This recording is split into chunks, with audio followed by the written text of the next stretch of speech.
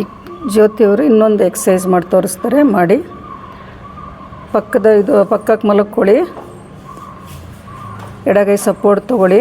ಎಡಗೈ ಸಪೋರ್ಟ್ ತೊಗೊಂಡು ಸ್ಟ್ರೈಟ್ ಮಲಕ್ಕೊಂಡು ಈಗ ರೈಟ್ ಲೆಗ್ ಲಿಫ್ಟ್ ಮಾಡಿ, ಅಪ್ ಆ್ಯಂಡ್ ಡೌನ್. ಇದು ಮಾಡೋದ್ರಿಂದನೂ ಸೊಂಟದ ಸುತ್ತ ಇರುತ್ತಲ್ಲ ಅದು ಜಾಸ್ತಿ ಕರಗುತ್ತೆ. ಮಾಡಿ, ಬ್ರೀದ್ ಇನ್ ಲಿಫ್ಟ್ ಮಾಡಿ, ಬ್ರೀದ್ ಔಟ್ ಡ್ರಾಪ್ ಮಾಡಿ.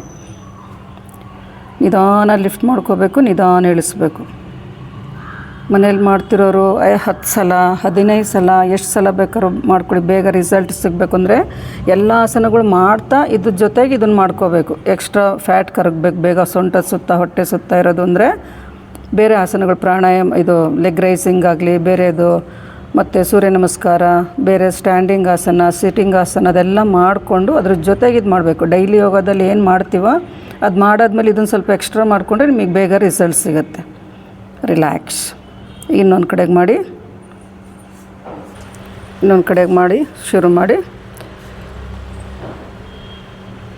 ಬ್ರೀದ್ ಇನ್ ಲಿಫ್ಟ್ ಮಾಡಿ, ಬ್ರೀದ್ ಔಟ್ ಡ್ರಾಪ್ ಮಾಡಿ. ಇದು ಸ್ಟ್ರೈಟ್ ಲೈನಲ್ಲಿ ಮಲಕ್ಕೊಂಡು ಮಾಡಿದಾಗ ನಿಮಗೆ ಗೊತ್ತಾಗುತ್ತೆ ಸೊಂಟದ ಮೇಲೆ ಎಷ್ಟು ಪ್ರೆಷರ್ ಬರ್ತಾ ಇದೆ. ಮಾಡ್ತಾರೆ ಕಾಲು ಲಿಫ್ಟ್ ಮಾಡುವಾಗ ಅಲ್ಲಿ ಯಾವ ರೀತಿ ನಿಮಗೆ ಆ್ಯಕ್ಷನ್ ಆಗ್ತಾಯಿದೆ ಅನ್ನೋದು ಗೊತ್ತಾಗುತ್ತೆ. ಇಲ್ಲಷ್ಟೇ ಪಾದದ ಬೆರಳು ನಿಮ್ಮ ಕಡೆಗೆ ತೊಗೊಂಡು ಮಾಡಬೇಕು.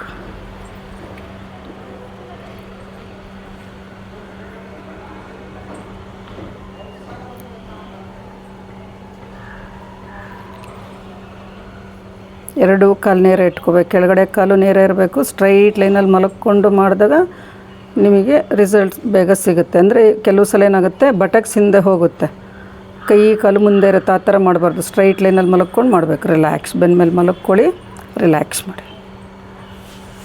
ಸ್ಟ್ರೈಟ್ ಮಲಕ್ಕೊಂಡು ಒಂದು ಸಲ ಕೈ ಕಾಲು ಸ್ಟ್ರೆಚ್ ಮಾಡ್ಕೊಳ್ಳಿ. ನಿಧಾನ ಮೇಲಕ್ಕೆ ಬಂದು ಕೂತ್ಕೊಳ್ಳಿ.